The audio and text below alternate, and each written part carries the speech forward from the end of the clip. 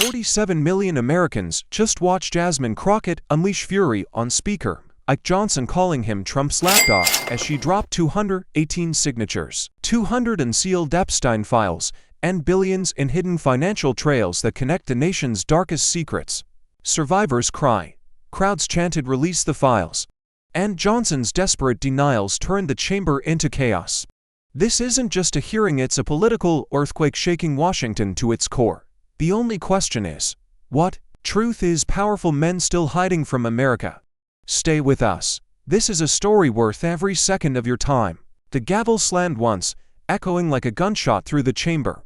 The air inside the Capitol hearing room was heavy, suffocating, as though the walls themselves were straining to contain what was about to erupt.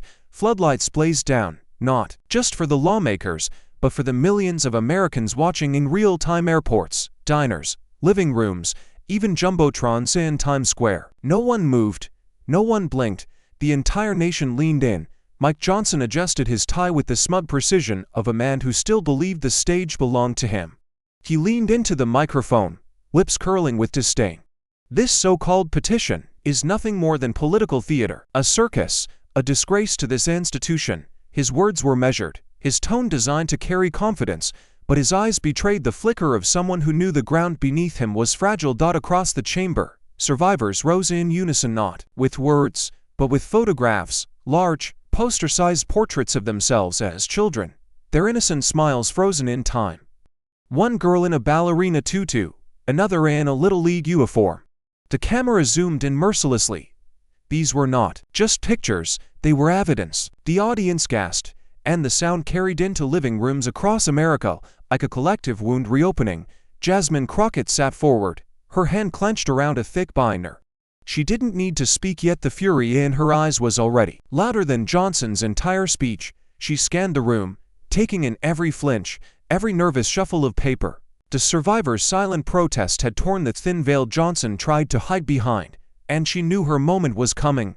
Johnson tried to press on. We must protect victims. We must protect the integrity of national security. Reckless disclosure only serves our enemies. The words dripped with false gravitas, but in the gallery, a young woman with trembling hands whispered, "Protect us."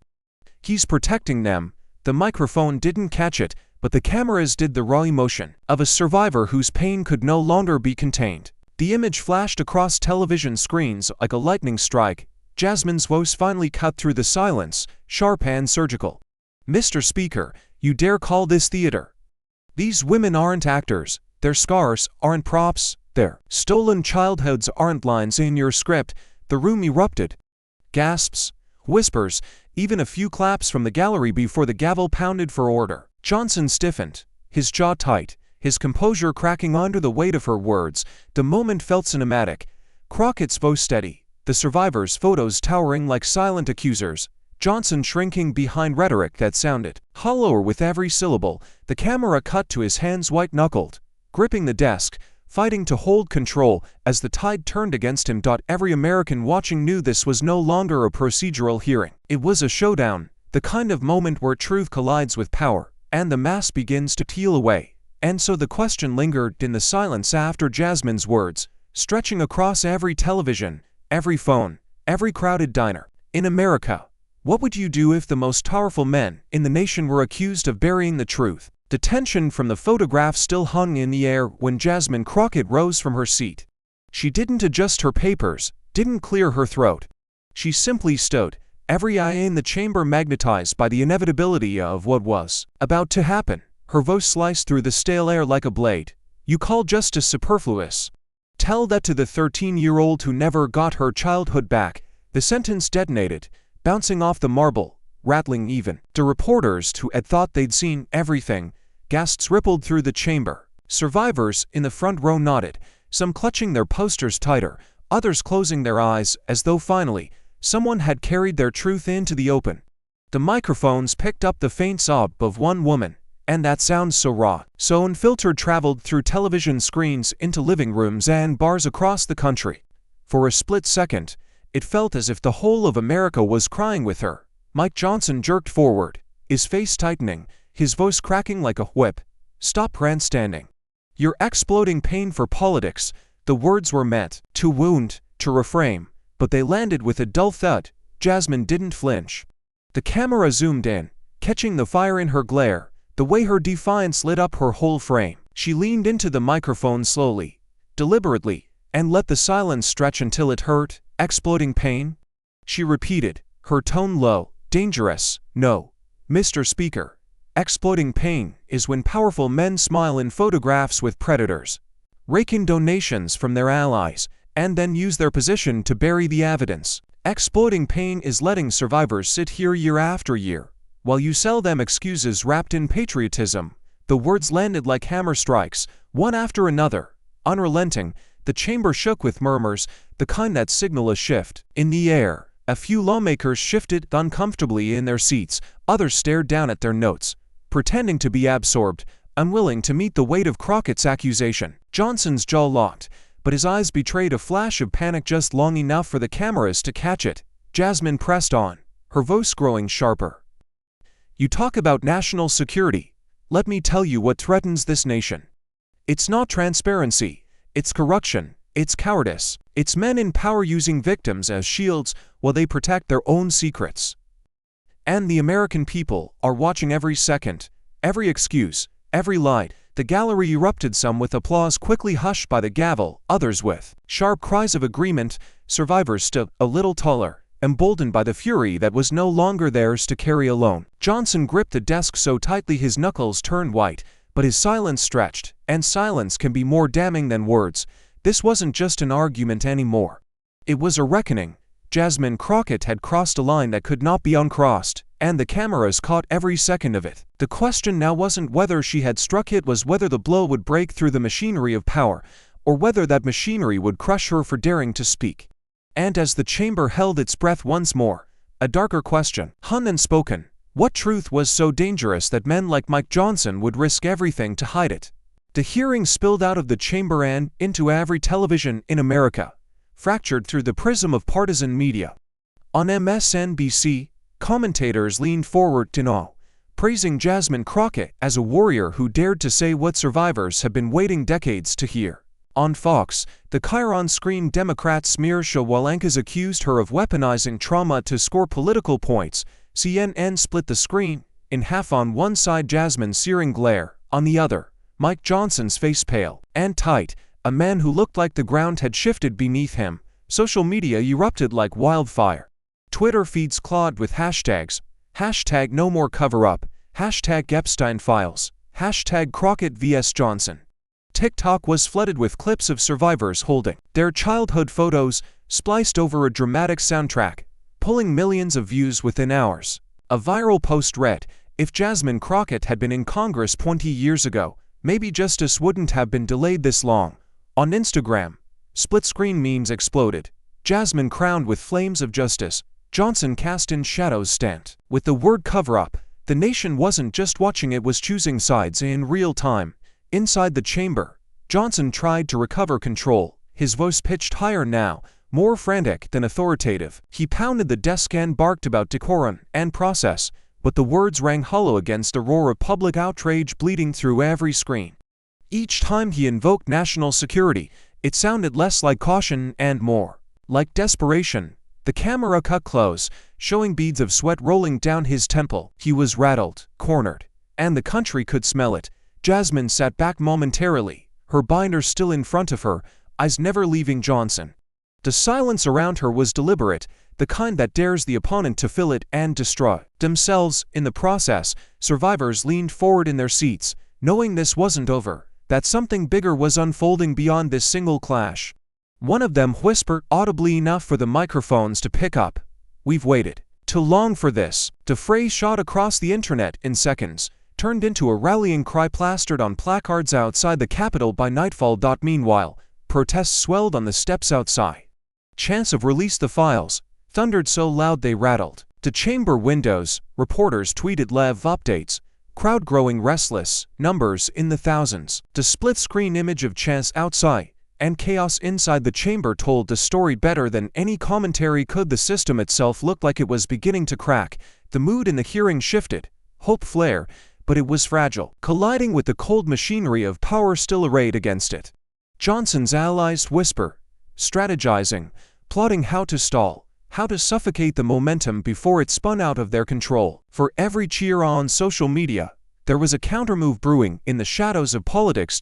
And so America sat suspended in tension, unsure if it was witnessing yet another shouting match destined to fade into noise, or the ignition of a political firestorm that could burn down walls of silence decades in the making.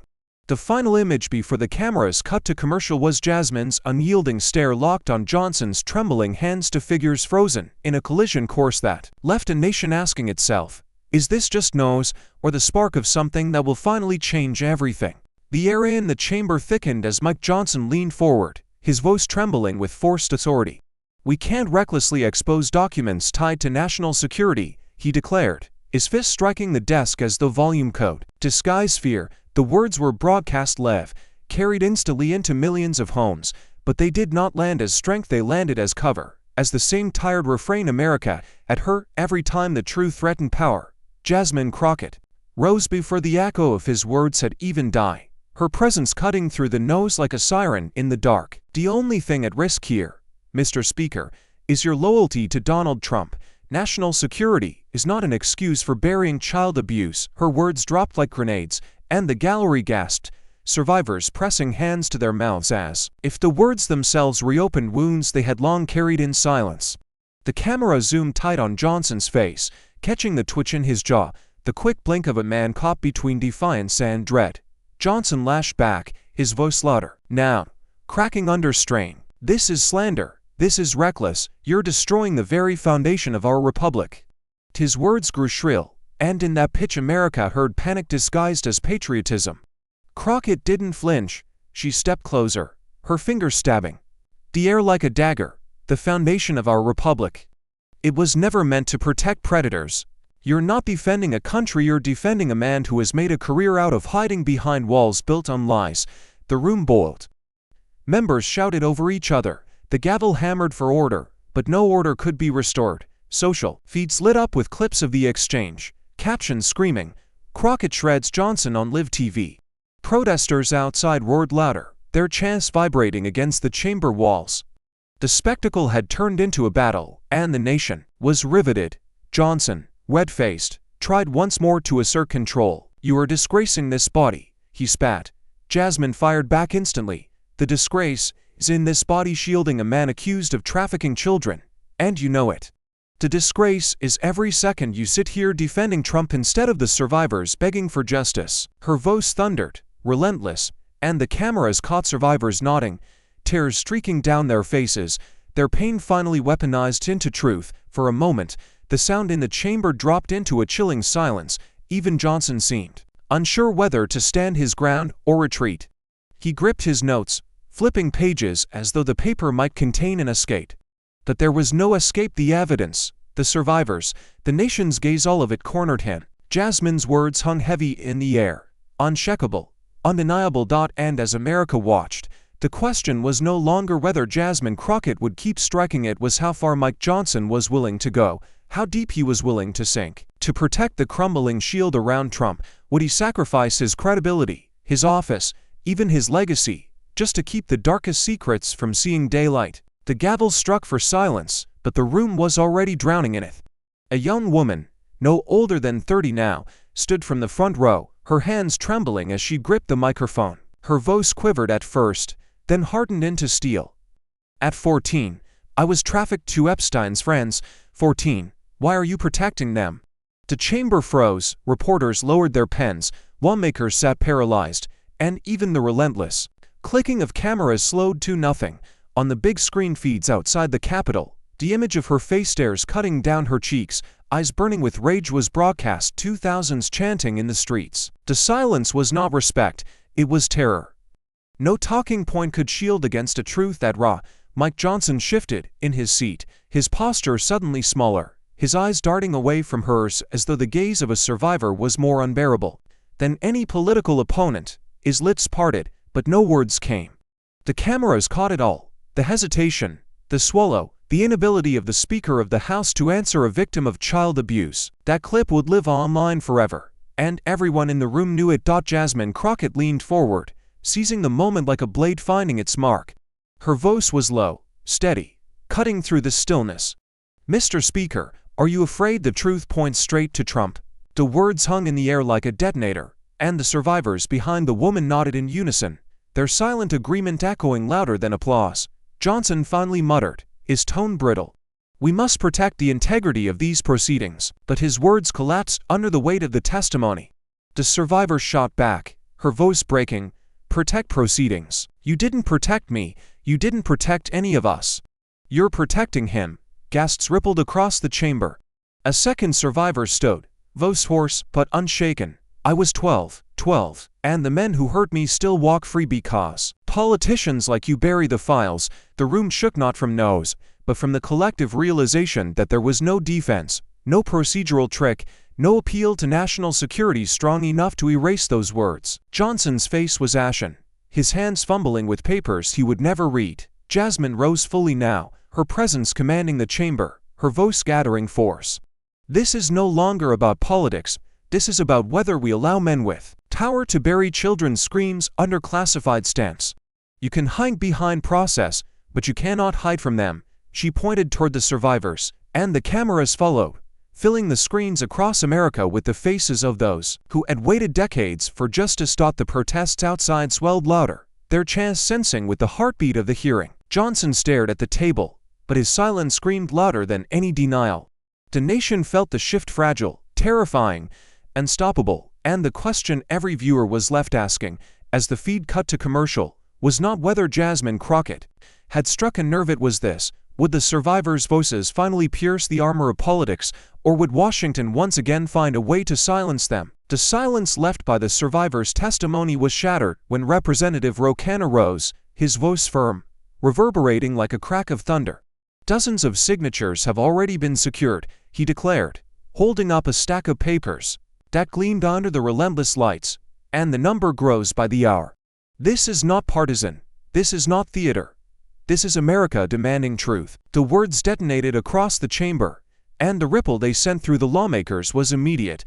A murmur spread across the rows like a shockwave.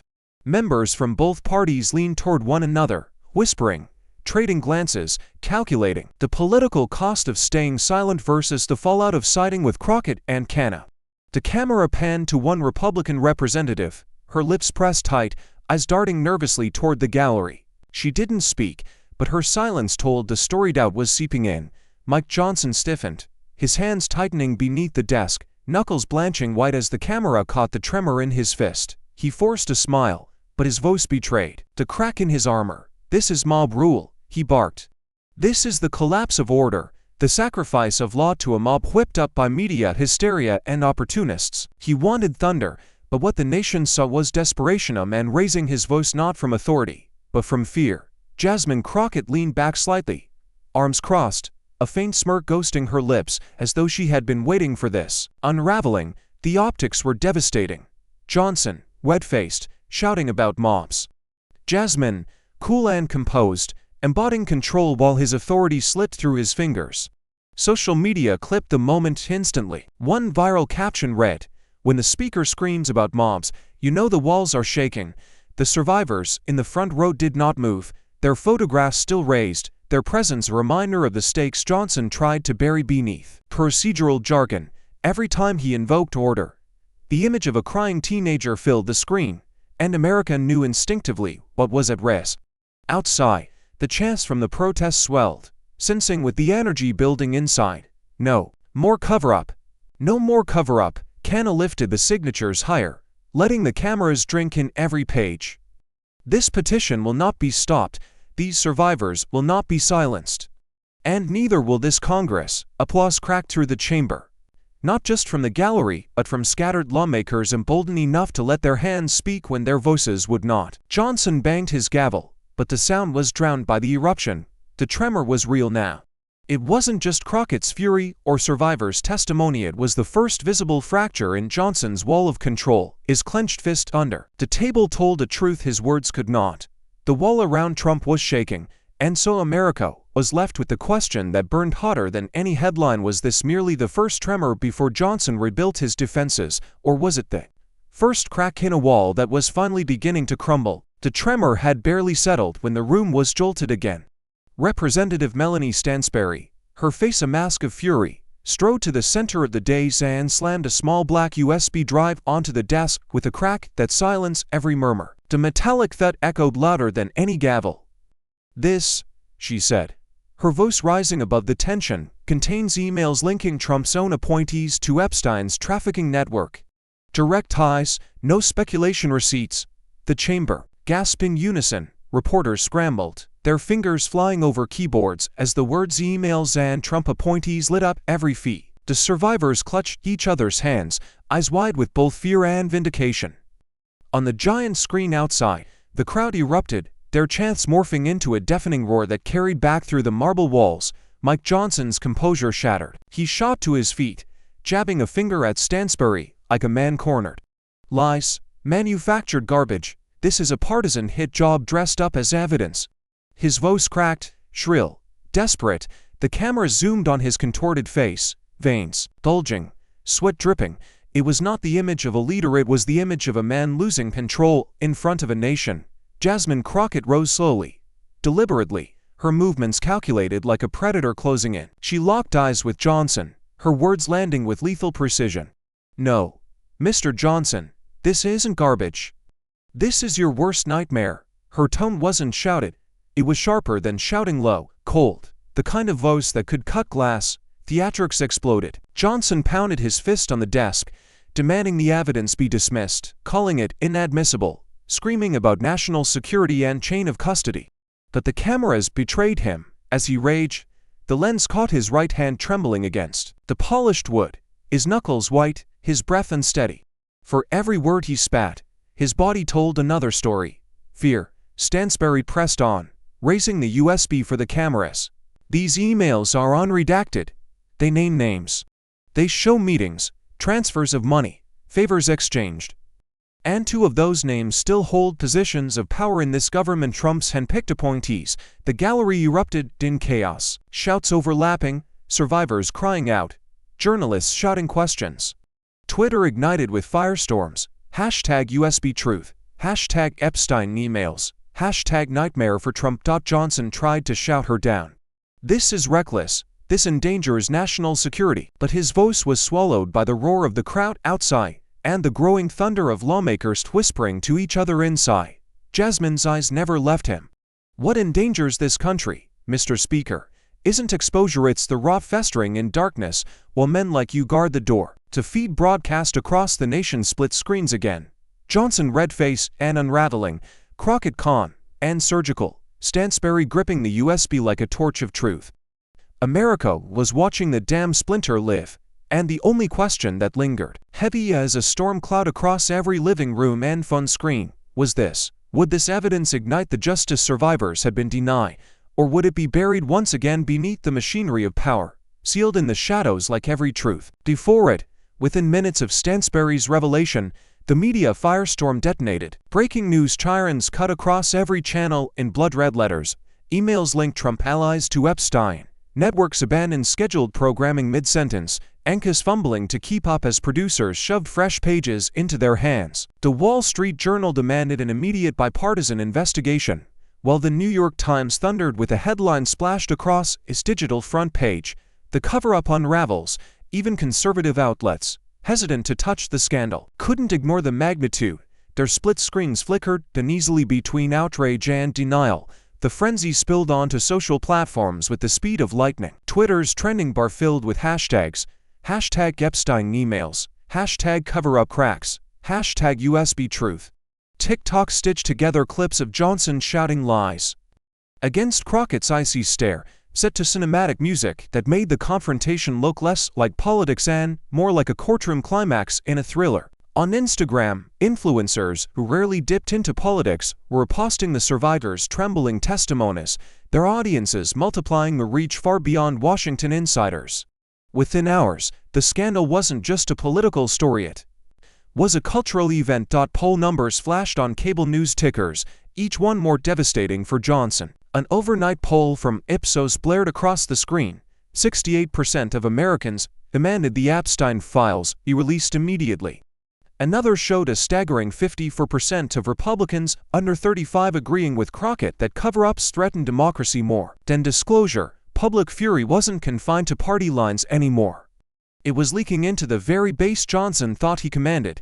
Back in the chamber, Johnson stumbled over his own defense. Cameras caught his jaw tightening, his shoulders sagging as he muttered, "This is nothing but a witch hunt." Witch Hunt 2.0, but the phrase landed flat. It had been heard before, shouted by Trump himself in moments of peril, and Nat felt recycled, exhausted. The repetition only fueled the perception that Johnson wasn't leading, he was borrowing excuses from the very man he was accused of shielding. Commentators pounced. MSNBC called it the collapse of a narrative, while CNN described his words as a desperate echo of Trump's deflections. Even the Washington Post editorial board, usually measured, published an emergency piece, "America Must Choose Between Secrecy and Justice," on radio shows and podcasts. The refrain was the same. This wasn't going away, not with the images of survivors plastered across every front page and screen. Meanwhile, outside the Capitol, the protests swelled into something closer to a movement. Drone shots broadcast live showed tens of thousands pressing against police barricades, waving posters with slogans like "Release the files now" and "Justice delay is justice deny." The chants boomed so loud that reporters inside the hearing room paused mid-sentence, their microphones trembling with the vibration. Washington itself seemed to be quaking under the nose, and as Johnson wiped sweat from his brow, the question spread faster than any headline. Was this the unstoppable tide of public opinion crashing against the walls of power, or would those walls rise again to smother the truth before the flood could break through? The chamber had turned into a battlefield, cameras capturing every twitch, every syllable, every flicker of rage. Mike Johnson rose abruptly, his chair scraping across the floor like a warning shot. His voice thundered, desperate but booming through the microphones. Releasing this would destabilize the nation. The words cracked like a whip, meant to intimidate, meant to reassert authority, but they hung in the air like smoke from a misfired cannon. The gallery erupted in boos, shouts, and gasps. Survivors leaned forward, their eyes blazing. One held her photo higher, shaking it at Johnson as if daring him to look. Lawmakers on both sides of the aisle erupted into chaos, some pounding the table, others shouting over each other. The gavel hammered again and again, but order was gone, drowned beneath the tidal wave of fury. Jasmine Crockett rose slowly, her movements deliberate, her stare fixed on Johnson with the intensity of a spotlight. Her voice sliced through the chaos, steady but sharp enough to silence the chamber in seconds. Destabilize corruption? Yes. Stabilize justice? Absolutely. The room stilled, as though everyone realized they had just heard the line that would be replayed in every highlight reel for years. Johnson's face flushed crimson. He jabbed his finger at her, spittle catching the light as he shouted, "You're reckless. You're endangering national security, our alliances, our economy. You are dragging this institution through the mud just to feed your political ambitions." Each accusation sounded less like strength and more like panic. The unraveling of a man cornered by evidence, by public outrage, by the sheer momentum of a truth too heavy to bury. Jasmine didn't wait for him to finish. She leaned forward, voice now louder, matching his fury but sharper, more controlled. "No, Mr. Speaker, the danger to this nation isn't some light, it's the shadows. It's the predators who thrive because men like you called justice a threat. You want to talk about destabilization? Ask the 13-year-old ripped from her home. Ask the survivors who can't sleep because their rapists still walk free. Stability without justice is a lie, and the American people know it." The words detonated. Members erupted, some clapping, some shouting insults, some trying desperately to shout her down.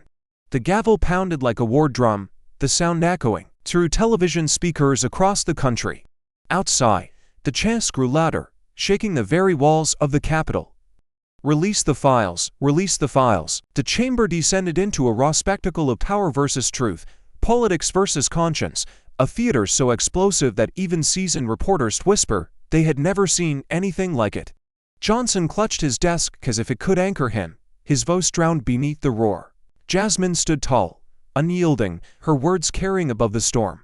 And the nation watching knew it was witnessing not just a clash of lawmakers, but a collision of eras, the old guard of silence against the rising tide of exposure. The only question left searing across every headline, every screen, every restless heart was this: how much longer could Mike Johnson hold the line before it shattered completely beneath the weight of truth? The chamber was already trembling from the last exchange when Johnson snapped. His finger shot across the room, his voice booming with venom. "Crockett, you're nothing but a puppet of the radical left." The words were flung like daggers, dripping with contempt, meant to reduce her to a caricature rather than confront the accusations that hung like a guillotine over his head. Cameras whirred, flashes exploded, the insult ricocheting across the marble walls and straight into America's living rooms. Jasmine Crockett didn't blink. She rose with the force of someone who had already survived worse storms, her eyes locked on Johnson with an intensity that cut through his bluster. She leaned forward into the microphone, her voice low at first, sharpened with surgical precision. "And you, Mr. Speaker, are Trump's lapdog wagging your tail while survivors scream for justice." The words cracked through the air like thunder. Gasps erupted from the gallery, reporters jolted upright, and the survivors themselves nodded fiercely, their tears now mingled with something closer to vindication. In that single lie, Crockett inverted Johnson's attack, turning it into a mirror that reflected every weakness, every compromise, every shadow of loyalty he couldn't escape. Johnson's face twisted, veins bulging at his temples as he tried to mask the sting. "How dare you? You dishonor this institution with your lies, your rage, your—" He cut himself off, realizing too late that the anger only made him appear smaller. The camera zoomed in mercilessly, capturing the sweat on his brow, the slight quiver in his hand as it clenched the desk. The image flashed across television chyrons within seconds. Johnson explodes as Crockett strikes back. Jasmine didn't give him space to recover. She slammed her binder shut with a crack that reverberated like a gavel of her own. "This institution was dishonored long before I stepped foot in it by men who silenced victims, shredded evidence, and called cover-ups national security. You want to call me a puppet? Look in the mirror. The strings you're pulling are Trump's, and the whole country can see who's holding the leash." The chamber erupted into pandemonium. Some lawmakers shouted in outrage, others applauded despite themselves. The gavel pounded furiously, but its rhythm was drowned beneath the roar of voices, the click of cameras, the chants outside swelling like a storm at the door. Johnson barked about decorum, but decorum was dead, buried under the weight of a nation demanding blood and truth. For a moment, Crockett simply stood there, letting the chaos spin around her, unflinching, her presence anchoring the eye of the storm. Johnson raged, but his fury only highlighted his unraveling, the image of a man flailing against a tide he could no longer command. And as the scene blazed across every screen, one truth became undeniable. Insults might ignite headlines, but they could not smother reality. The question haunting every viewer was simple, yet damning: could Johnson's raw fury mask the stench of truth, or had his own outburst finally exposed just how fragile his defense had become? The chamber was already trembling from the clash when suddenly a voice broke from the gallery, raw and unrestrained. "No more cover-up." Another join, then another. Within seconds, the entire row of survivors was on its feet, fists raised. Voices united in a chant that ricocheted off the marble walls and pierced through the microphones into millions of homes across America. "No more cover-up, no more cover-up." The sound was not just defiance. It was justice clawing its way into the room. Johnson froze. For the first time that day, his booming voice had no counter. The chant drowned him, erased him, swallowed his authority whole. He tried to gesture for the sergeant-at-arms, but the cameras caught the hesitation in his hand. He knew silencing survivors would be political suicide. He was trapped, and the entire country saw it. Jasmine Crockett seized the moment, her voice riding the rhythm of the chant like a conductor commanding an orchestra. She stepped forward, eyes blazing, binder still in her grip. "Listen to them, Johnson. These are the voices you pretend to protect while spending every waking hour shielding Donald Trump." She turned toward the survivors, extending her arm. "You've hidden behind their pain, twisted it into excuses, and called it patriotism. But today, they are no longer silent, and neither am I." The chamber erupted again, but this time it wasn't chaos, it was fury sharpened into clarity. Reporters scribbled frantically, cameras flashed like lightning, and lawmakers shifted uncomfortably as the power dynamic in the room tilted irreversibly. Johnson's face drained of color, his lips tightening into a thin line, but the tremor in his jaw betrayed the truth. He was losing control, not just of the hearing, but of the narrative itself. The chants continued, rolling like thunder, a survivor, lifted her photo higher, her 12-year-old self smiling in a school portrait, and shouted through tears, "We are not props. We are proof." The line cut like a blade, repeated instantly across social media, flooding Twitter feeds with captions, TikTok edits, and headlines that made the ground shake under Washington's feet. Johnson tried to interject, his voice quivering with anger. "Order. This chamber must have order." But Jasmine's reply was immediate, slicing through him like fire. "Order. There is no order in a system that protects predators and silences survivors. Order without justice is corruption, and you, Mr. Speaker, are its face." The survivors roared their chant louder, drowning him once more. The crescendo hit, "America was watching, not a hearing but a reckoning." The chants bled through the walls into the streets, where protesters answered back, echoing the words in unison. The Capitol had become an amplifier, every brick vibrating with rage, and as the gavel pounded in futility, the cameras captured the image that would burn into history. Jasmine Crockett standing tall, survivors at her back, their chant shaking the very foundation of power. The question that lingered, heavy as thunderclouds rolling over the nation, was no longer whether Congress had heard them, it was this: would survivors finally force the halls of power to act, or would America once again prove that truth can scream man still be ignored? The chance of no more cover-up still thundered when Johnson snapped the gavel down with a violent crack. His voice, tight with desperation, cut across the uproar. "This hearing is adjourned." He shoved his chair back, reaching for the escape hatch of procedure, hoping the word alone would suffocate the chaos he could no longer command. But before the clerk could even respond, members rose from their seats in defiance, blocking his path. The room, the cameras, the nation itself, refused to let him run. Jasmine Crockett was already standing, her binder clutched like a weapon, her glare fixed on him with unflinching fire. "You can't silence this room. You can't silence America." Her words weren't shouted, they were spoken with a deadly clarity that carried more weight than volume. The survivors cheered, their chant folding into her voice, amplifying it until the walls of the Capitol seemed to vibrate. Johnson's face flushed crimson, his fist slammed against the desk with such force that a water glass toppled, splattering across his notes. He rose, jaw locked, eyes flashing, and stormed out of the chamber. The cameras followed him down the hallway, reporters sprinting at his heels, microphones shoved into his face.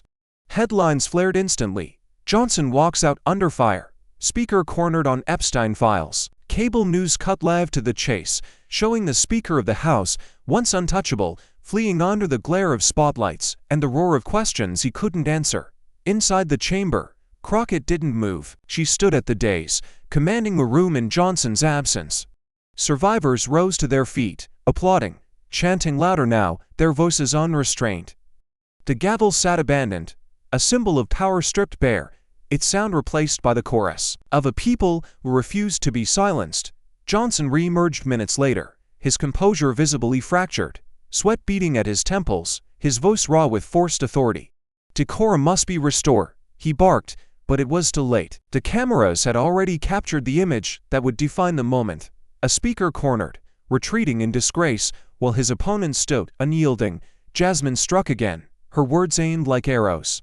"Mr. Speaker, you can storm out 100 times, but the truth will still be waiting here when you return. You can run from me, you can run from survivors, but you cannot outrun justice and you cannot outrun America." The chamber erupted once more, reporters scribbling furiously, hashtags exploding across social media, hashtag Johnson cornered, hashtag Crockett vs. Johnson, hashtag Truth UNCHAINED. Every second was political theater at its highest pitch, but it felt bigger than theater. It felt like history unraveling live, the undoing of a man who thought power could outlast truth. Johnson's clenched fists, his escape, his return, it was all the choreography of collapse, and as the nation watched with bated breath, one question loomed like a thunderhead over Washington. Was this the breaking point of Johnson's power, or just the beginning of a downfall so steep he would never climb back? The storm of chance and Johnson's retreat left the chamber vibrating with tension. But beneath the chaos, something subtler began to stir, a current of whispers threading its way across the Republican benches. Lawmakers leaned toward one another, lips moving cautiously, eyes flicking toward the survivors holding their posters aloft. Cameras caught the furtive glances, the nervous shuffling of papers, the unmistakable look of men and women realizing that the tide outside the Capitol might soon pull them under if they didn't shift their ground. For the first time, cracks in the monolith of Johnson's defense were visible. A moderate Republican from Pennsylvania muttered, "She's right, you know." Another, younger and clearly unnerved, whispered back, "This can't hold, not with the cameras on." The words weren't amplified through microphones, but the energy was unmistakable. Doubt was taking root. Johnson's coalition was fraying in real time. Jasmine Crockett sensed it immediately. She stood tall, her presence filling the chamber, her voice cutting through the lingering murmurs with conviction sharpened by the moment. Justice isn't red or blue. It's black and white like the bruises survivors still carry. Her words landed like a thunderclap. The gallery gasped. Survivors clutched their photos tighter, and even reporters momentarily froze before scribbling furiously. The phrase exploded online, splashed across Twitter feeds and news tickers. Black and white bruises survivors still carry. Johnson, seated stiffly at the dais, looked more isolated than ever.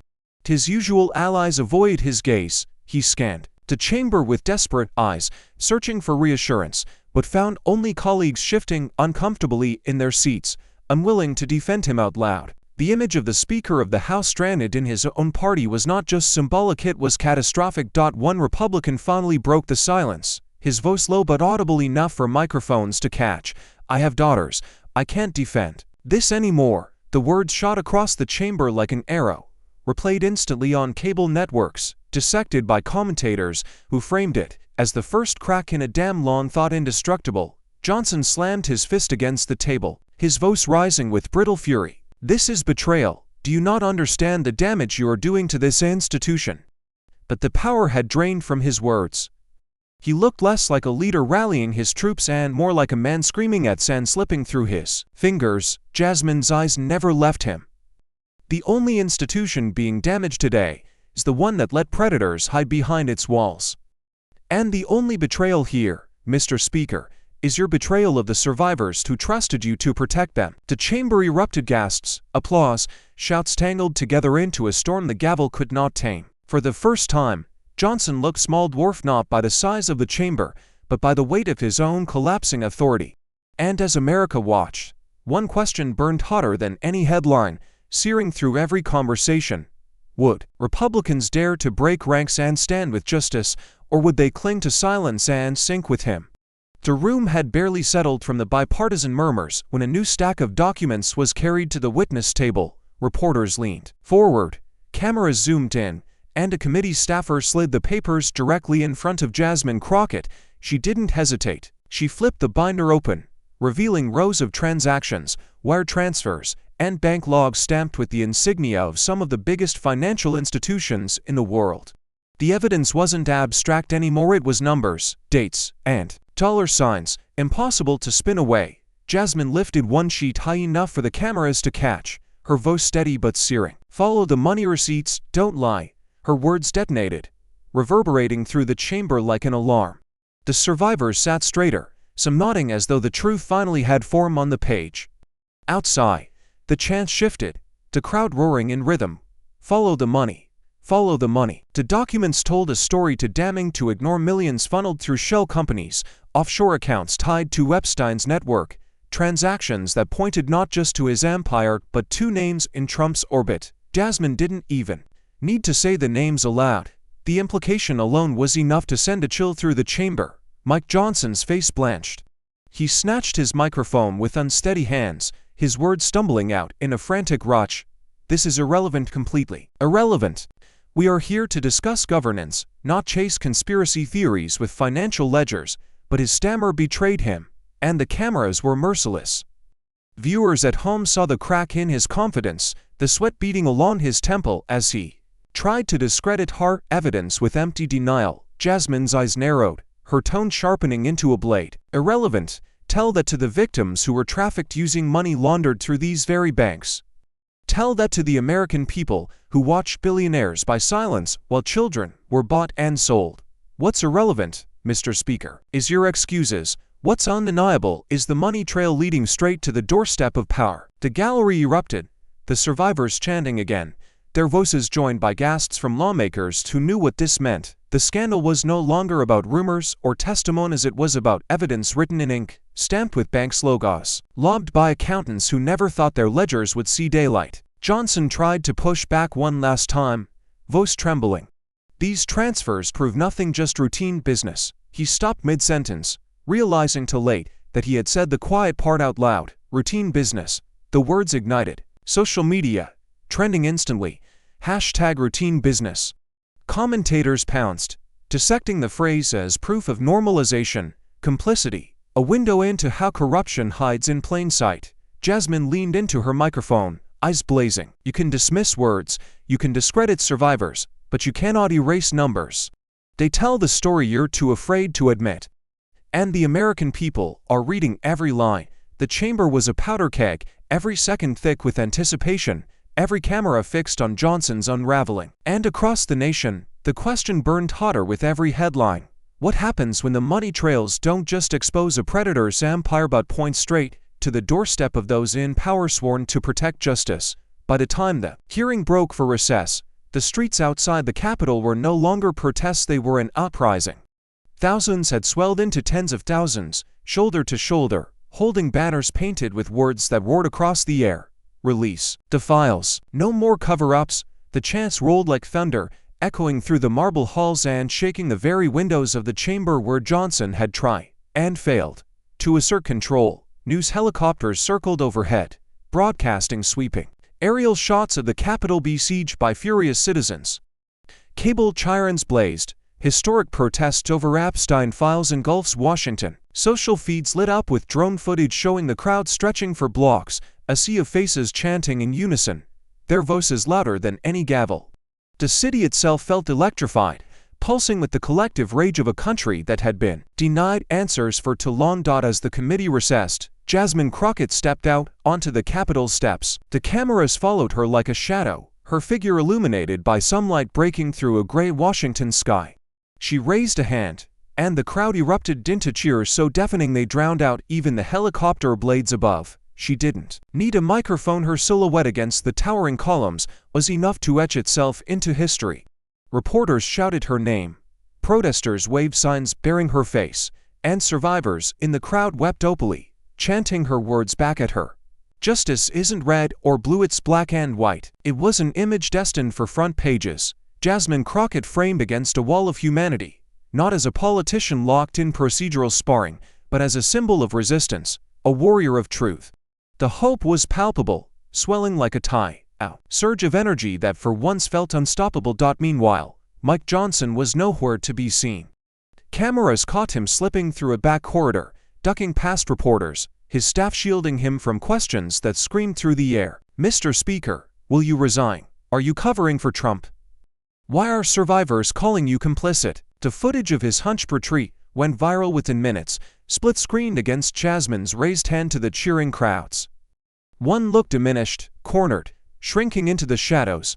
The other stood in daylight, magnified by the roar of the people. Inside cable news studios, anchors spoke with astonishment usually reserved for foreign revolutions. MSNBC called it a moment of moral realignment. CNN described the protests as the largest spontaneous outcry in Washington since the Vietnam era. Even Fox, though defensive, could not ignore the scale. Their chyron read reluctantly, crowds surround Capitol over Epstein files. The emotional beat was clear. For the first time in decades, survivors, lawmakers, and ordinary Americans were aligned in their fury, their chants fusing into a single demand for truth. And as Jasmine lowered her hand, looking out at the sea of faces chanting her name, the question blazed hotter than any headline. Could this public fury break through the fortress of institutional resistance, or would the system once again smother justice beneath its iron weight? The chamber was still vibrating from the roar of protests outside when Rocana stood, his expression solemn yet electric, as though he carried history in his hands. He lifted the document high, the pages thick with signatures, his voice ringing with finality. "We have the numbers. The discharge petition is unstoppable." The words detonated through the hall. Reporters leapt to their feet, phones raised, news alerts firing in real time. Petition succeeds Epstein files to be forced into the open. Lawmakers erupted into overlapping reactions: cheers from Democrats, hushed shock from Republicans, and gasps from those caught on the fence, now staring down the political earthquake they could no longer outrun. Jasmine Crockett rose slowly, and for the first time all day, a smile crossed her face, not triumphant, but resolute, the kind of smile born from knowing the fight had reached a point of no return. She leaned into her microphone, her words deliberate, carrying through the chaos like a bell toll. Justice is marching in. The survivors in the gallery broke into tears, hugging one another, their chants merging into a single chorus that rattled a marble pillars. Cameras pivoted to Johnson. His face was ashen, drained of its earlier fire. His hands gripped the arms of his chair so tightly his knuckles glowed white, as though the wood itself were the only thing keeping him tethered. The Speaker of the House, once untouchable, now looked cornered, a man staring down the collapse of the fortress he had sworn to defend. He opened his mouth, searching for words, but only fragments spilled out. Reckless, betrayal, dangerous, precedent. Each syllable rang hollow, drowned by the chants of survivors and the rising murmur of lawmakers emboldened by Canna's declaration. Even the gavel, slammed again and again, sounded weak, like a hammer striking a wall already splintering. The cameras captured it all. Jasmine standing steady, Canna holding the petition aloft, survivors chanting with unbreakable force, and Johnson shrinking into his chair, gripping wood that could not protect him from the tide crashing around him. And as the nation watched, one question burned hotter than any signature, louder than any chant. What would Johnson do when the hammer finally fell, not on the gavel, but on the fragile wall of power he had built around Trump's secrets? The petition still hung in the air like a verdict carved in stone when Johnson surged to his feet, his voice breaking into a roar. "You'll tear this country apart." His words cracked like a whip, a desperate attempt to frame himself as the last guardian of order. That the room wasn't buying it, lawmakers muttered. Cameras zoomed. Survivors shook their heads in disgust. Jasmine Crockett didn't flinch. She rose deliberately, each step toward the microphone a march of inevitability, her eyes locked onto Johnson's with the unyielding intensity of a blade pressed against glass. Her voice came low at first, steady, razor-sharp. "No. We're stitching it back together with truth." The silence that followed wasn't emptiness. It was pressure. The breathless moment before a dam breaks, Johnson sputtered, his hands gesturing wildly as if clawing for words. "This is reckless, dangerous, divisive." But every syllable wavered, undercut by the tremor in his voice. He looked less like a leader and more like a man fighting shadows that refused to vanish. His fury landed not as authority, but as fear. Jasmine stepped closer, her voice rising now, searing the chamber with conviction. "Divisive? What divides this country? Your cover-ups. What destroys trust? His watching powerful men protect predators, while survivors beg for justice. The only thing being torn apart today, Mr. Speaker, is the mask you've worn for far too long." The survivors erupted into applause, their voices breaking into cheers, their photos raised high like banners in battle. The sound shook the chamber walls, a roar that drowned out Johnson's attempts to hammer his gavel for order. Even lawmakers, who had remained silent, leaned forward, their eyes betraying recognition that the tide had shifted for good. The camera froze on the tableau, Johnson red-faced, fists clenched, his authority crumbling in plain sight. Jasmine standing unwavering, her words echoing like a promise etched into history. Survivors behind her, clapping and crying, their chant folding into thunder. Outside, the crowd answered back, their roar fusing with the tremor inside, until it was impossible to tell where the chamber ended and the streets began. And as the feed carried the clash into every home in America, one question reverberated louder than the applause, sharper than Johnson's outbursts, heavier than the gavel, pounding in vain. Would this final face-off mark the end of political careers or the saving of countless lives silenced for too long? The chamber reeked of sweat and panic. Johnson, cornered, voice ragged, clung to the only refuge left to him: paranoia. "This is the deep state, conspiracies, a coordinated attack to destroy me. To destroy President Trump," he muttered, words tumbling out like a man begging shadows to defend him. His eyes darted wildly across the room, seeking allies who no longer dared to meet his gaze.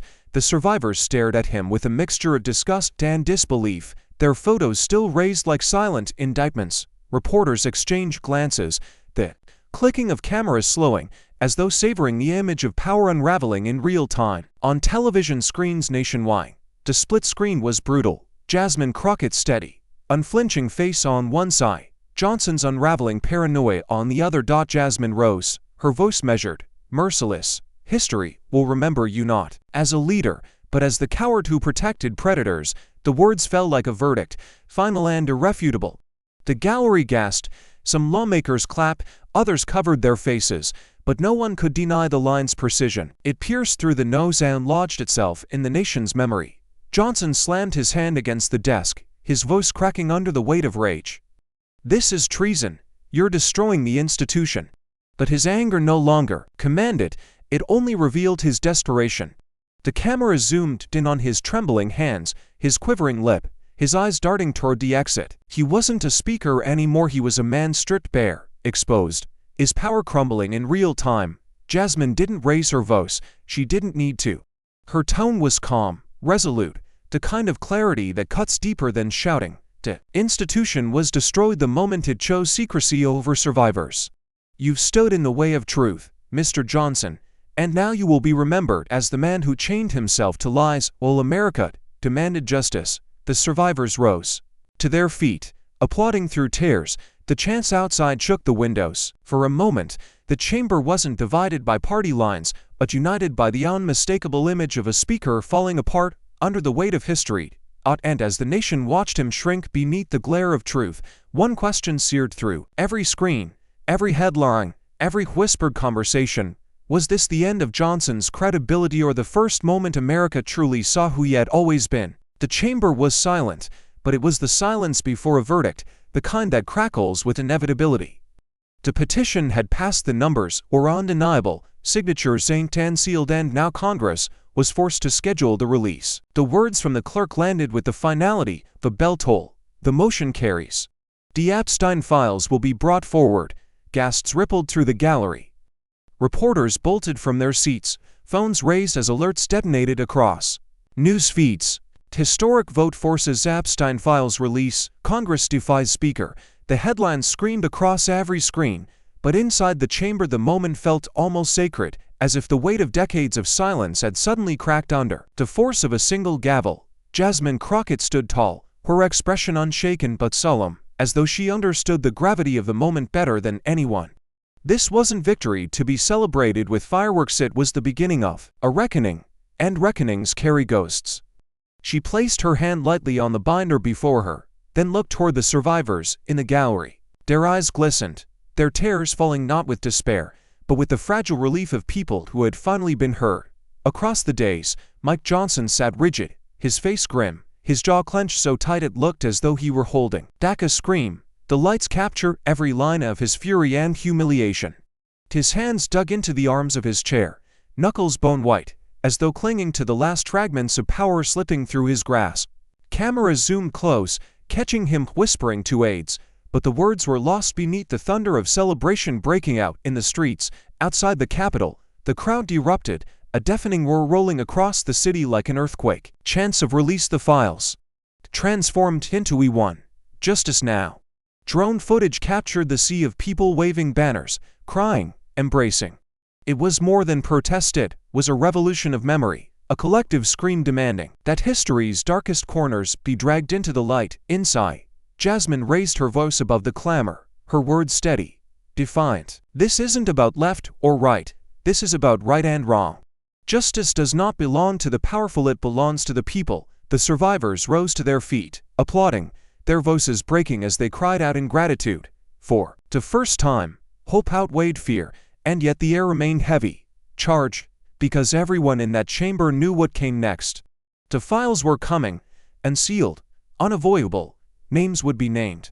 Deals would be exposed, reputations would shatter. As cameras broadcast every flicker of Jasmine's resolute face and Johnson's collapsing facade, the question gripped the nation with the force of a storm. What will those unsealed files finally reveal, and who in the halls of power will fall when the truth is unleashed?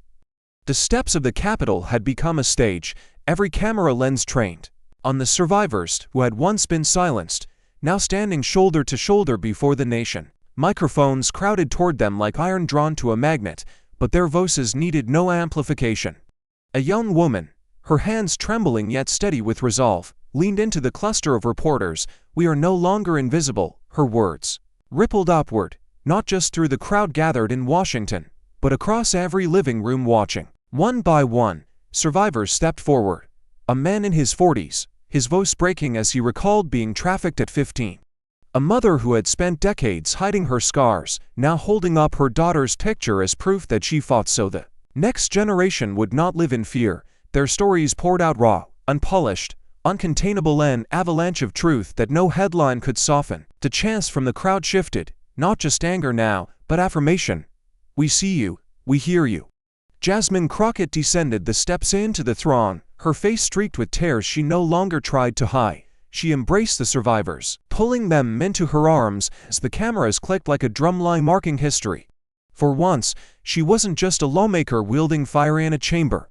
She was human, shoulder to shoulder with those she had fought for, her tears mingling with theirs. The image was electric, instantly iconic, power bending not to politics, but to pain and resilience. The press swarmed, questions flying, headlines flashing across screens faster than they could be written. Survivors take the mic, no longer invisible, and yet, amid the no's, a quiet clarity settled. For the first time in decades, justice felt within reach, not a distant promise, but a living, breathing demand carried by voices too loud to be ignored. The nation watched, with its breath caught between hope and dread, because everyone knew the release of the files would scorch the earth. And as Jasmine held the survivors close, the only question that mattered cut through the clamor like a blade. Would America finally learn from its darkest secrets, or simply turn away once the names were revealed? The roar of the crowd still echoed against the marble when the cameras cut to the final scene. Jasmine Crockett emerged from the Capitol not as a politician shielded by aides, but as a solitary figure stepping into the sea of people. The chants shifted. As she descended the steps, no longer just release the files, but Jasmine. Jasmine, ordinary citizen surged forward, not to demand, but to thank. A janitor still in uniform clasped her hand with trembling fingers. A nurse pressed her palm to Jasmine's shoulder, whispering, "For my daughter." "Thank you." A veteran raised his voice. "This is the America I fought for." The narrator's voice carried over the images, low and steady, every word carved with weight. A warrior for justice isn't defined by enemies defeated, but lives defended. True power is not measured by titles or gavels, but by the courage to stand where others fall silent. The camera lingered on Jasmine's tear-streaked face as she bent to hug a survivor's child who clutched a homemade sigh. Truth will win. Reporters shouted questions, flashes burst like lightning, but Jasmine didn't answer them. She was answering someone else, the people pressed against the barricades, the millions watching from home. She raised her hand, not in victory, but in vow, her voice rising above the chaos. Justice is not a moment, it is a movement, and it belongs to you. The crowd roared, the sound rolling down the streets of Washington like thunder announcing a storm yet to come. The camera pulled back into a wide shot, capturing the Capitol dome glowing against the night sky. Jasmine at its steps, survivors at her side, and a nation trembling on the edge of revelation. The narrator's voice cut in one last time, sharper now, leaving no room for apathy. "If justice demands courage, are you ready to fight too?"